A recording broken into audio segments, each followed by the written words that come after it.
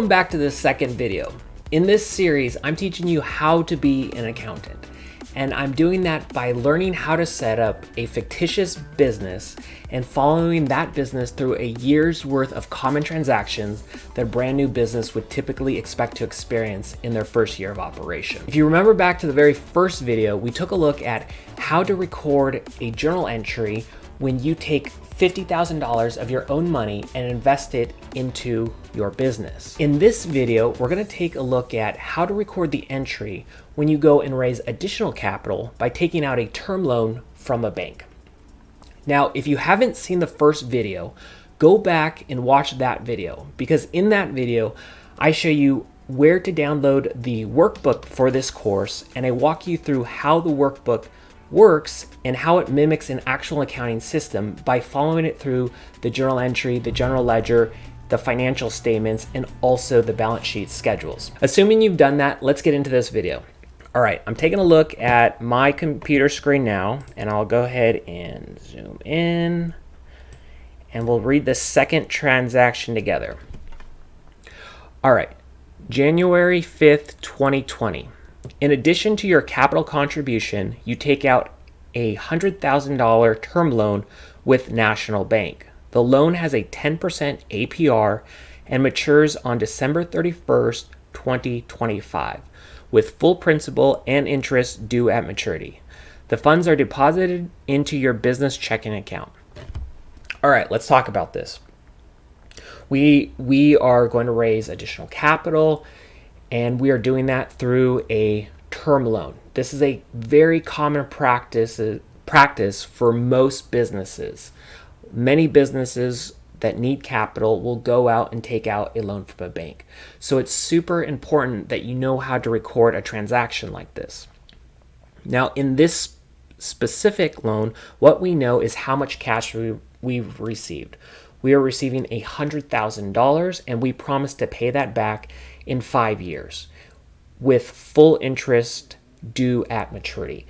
In most situations, term loans are set up where you will be paying interest on a monthly basis, but for simplicity, I made it so that we only have to pay the interest at the very end of this loan. So we won't have to worry about paying it, but we will later in this video series show how to actually accrue the interest. So let's get into the actual journal entry itself. I'm going to scroll over and make sure you're on journal JE number 2. And if you remember from the first video, the most important thing when we start our journal entry, not the most important, but one of the most important things is that we get the post date correct, because this tells the accounting software how, in what month, in what period this transaction actually occurred. So we know we received the cash on January 5, 2020. Now, this is somewhat similar to the very first transaction in which we are receiving cash. So the first line of this journal entry should be fairly easy, especially if you're new. We basically got $100,000 in cash. So we know one side of this entry will be cash. And if you remember the first video, when you have an asset that increases, it's always going to be a debit. And if you need a little bit of a cheat sheet, you can go over here to this cheat sheet. We have the basic accounting equation up top, assets equals liabilities plus equity. And then in brackets, I've broken out equity into 4 additional buckets. And each one of these categories, I show you, for example, with assets, if the asset increases, it's a debit. If it decreases, it's a credit. So we can use this as a guide, especially if you're brand new and booking journal entries. So we have cash, and our cash has increased. So we know one side of this journal entry is our cash general ledger account. We'll put a memo in here, because if you remember to the first video, it's a good practice to get in a good habit of putting good memos. So I'm going to put term loan with National Bank, 100K. That's pretty good. And now we know the debit is $100,000. Now, what's the other side of this entry? Okay, well, we received $100,000 but we don't own that $100,000. We've made a promise to borrow and pay it back. So when we have a promise to pay it back, what we have is a liability in accounting. Now, which general ledger account should we pick on this drop down? Now, we could go through this and probably figure it out, but what I like to do, especially for this course, is I want to go to the general ledger tab just so you get more familiar with going to this tab. And in this tab, we have the complete list of general ledger accounts. And in this column, I've categorized that account, so it's more obvious which account we should be selecting for each journal entry. Now, we basically have a loan. So if you look, let me just open this up a little bit. I come down to my liabilities. We have accounts payable, accrued expense, accrued payroll, and notes payable. This, you could name your account term loan, you could call it national bank loan, but for this course, for simplicity, I just created a general ledger account called note payable. So let's use that account for this journal entry. Let's go back to our journal entry tab. I'm going to Control D in it because I'm in Excel, so I can copy the cell above it. And now let's go to the drop-down menu and let's pick our second account, which is note payable. I'm going to Control D to have that same memo. Again, you can just type it. You don't have to use shortcut keys. And now we should know that the other side of this entry is a credit, but let's say you didn't know. Let's just go quickly to our cheat sheet. We're dealing with a liability account, and that liability started 0. We had no outstanding liabilities to pay, and now we increased our liabilities to $100,000. In this instance, when we take a liability account and we increase that liability to us, it's going to be a credit. So let's come back here. We're going to book the $100,000 that we're going to owe back to the bank. So now we have a record in our accounting system that we owe this money to this bank. All right, so we've just completed our very second journal entry. Let's follow that to the general ledger. Click on the general ledger tab. And again, everything here is formula driven. Everything on the journal entry tab is being picked up in a formula, and it's going to dump out to this tab.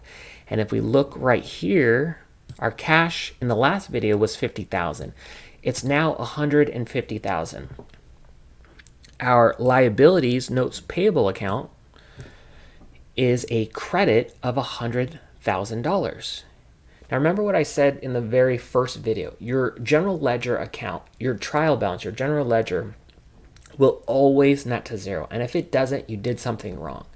We can just check it by summing all the accounts,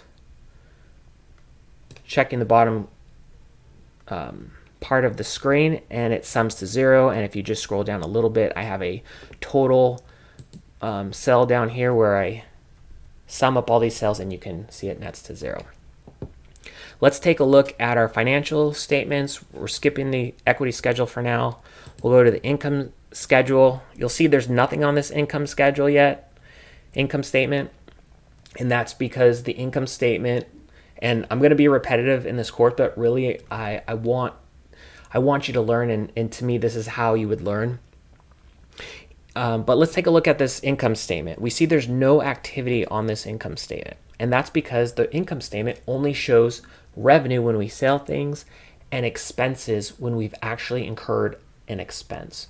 Well, so far we've only had 2 transactions. Neither one of them was a sale, and neither one of them triggered any sort of expense. So this is correct. This is 0. But let's take a look now at our balance sheet. If we were to generate a balance sheet, and instead of 12/31/2020, we put January 5th, 2020, this is what the balance sheet would look like. We now have cash of $150,000, which brings our total assets to $150,000. And if we look at our liabilities and shareholders equity section, we have sections for current liabilities, which are accounts payable, accrued expense, accrued payroll, and we also have non-current liabilities. These are liabilities that the liability is due in 1 year or more. So in this instance, since we have a term loan that's for 5 years, we've classified this liability as a non-current liability. And we see we have a note payable for $100,000. Now you might be asking, okay, well, in the journal entry, we record this as a credit. On the general ledger, it shows up as this number in parentheses symbolizing a credit balance. But on the balance sheet, we don't see that. And it's important to know that the financial statement format is not going to mirror the general ledger or journal entries. It's still a liability. It's just for financial statement presentation. This is how in the real world financial statements are generated. It's just known that this would be a credit balance on your general ledger. But for financial statement presentation, it's not, you're not going to see the parentheses are a negative. It's just known that this is a credit balance because it's showing up in the liability section of this financial statement. Now, if we go down to equity, we see we have the $50,000. That was from our capital contribution. And at the very bottom, we have the summation, and it shows total liabilities and shareholders' equity equals $150,000, which equals our total assets, which satisfies the basic accounting equation: assets equals liabilities plus equity.